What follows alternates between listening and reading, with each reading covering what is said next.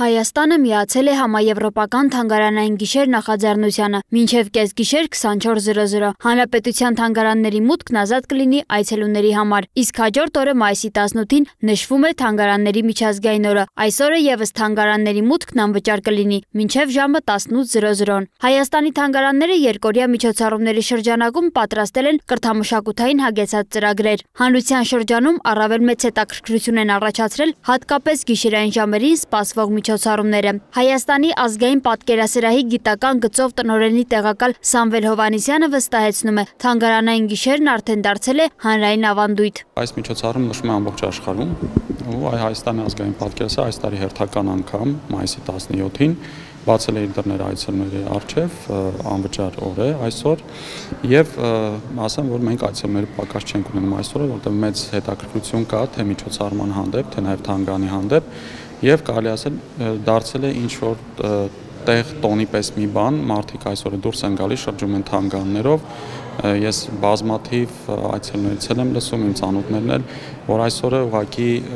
կարելի ասել արդեն դարձել է ավանդույթ դուրս գալ պտտվել թանգարաններով։ Այս տարվա թանգարանային գիշեր միջոցառման շրջանակում պատկերասրահում կցուցադրվի մշտական հավաքածուն, իսկ երեկոյան որմնանկարների սրահում Արար երգչախումբը կկատարի համերգային ծրագիր, ինչ վերաբերում է այցելություններին, ապա Հովհաննիսյանի խոսքով մենք փորձ ունենք որոշակի մոտավորապես 15,000-ից ավել գրեթե այցելու այսօր մտնում է թանգարան մեկ օրվա ընթացքում, գուցե եւ ավելին կլինի, որտեվ դժվար եմ ասել, քանի որ տենդենսը աճման միտումը կա։ Մեծամասամբ մեր Հայաստանի Հանրապետության քաղաքացիներ են, բայց իհարկե զբոսաշրջիկների պակաս էլ չի լինում, քանի որ այն մարդիկ, ովքեր այս պահին գտնվում են Երևանում, բնականաբար առիթը բաց չեն թողնում օգտվել նման միջոցառումից եւ մասնակից դառնալ։ Նա ևս ընդգծել է, որ գիշերային ժամերին թանգարան այցելելն ունի յուրահատուկ խորհրդավորություն, ինչը նույնպես գրավում է այցելուներին։ Գրականության եւ արվեստի թանգարանը նույնպես ակտիվորեն մասնակցում է միջոցառմանը։ Թանգարանի միջոցառումների պատասխանատու Լիլիթ Մադոյանը մանրամասն ներկայացրել է պատրաստված ծրագրերը։ Թանգարանում կբացվի պատում մեկիրի Կոմիտասի սրինգը եւ դրան նվիրված ինքնագիր հոդվածը, որը դուք եւս կարող եք այստեղ տեսնել։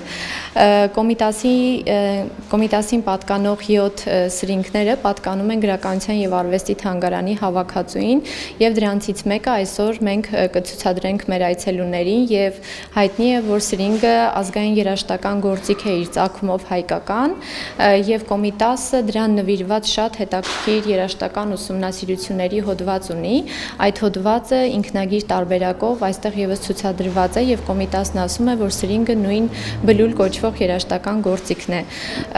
Այս սրինգը շատ արժեքավոր է, որովհետեւ սրանով է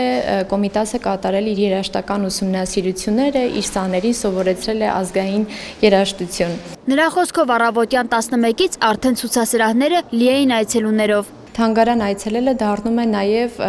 նաև ժամանց, որովհետև կրթվել է եւս ժամանցային տարբերակ կարող է լինել, տալիս են իրենց հարցերը, միասին զրուցում ենք, քիչ առաջ Տերյանի ցուցասրահում էի, մենք ունենք նաև Տերյանը ուսանող ժամանակավոր ցուցադրություն է եւ նաև մասնագետներ են գալիս, որովհետև ցուցադրությունը հնարավորություն է տալիս նաև հետազոտողներին, ուսանողներին հետազոտական նյութ է տալիս, որովհետև ցուցադրված են շատ արժեքավոր վավերագրեր, որոնք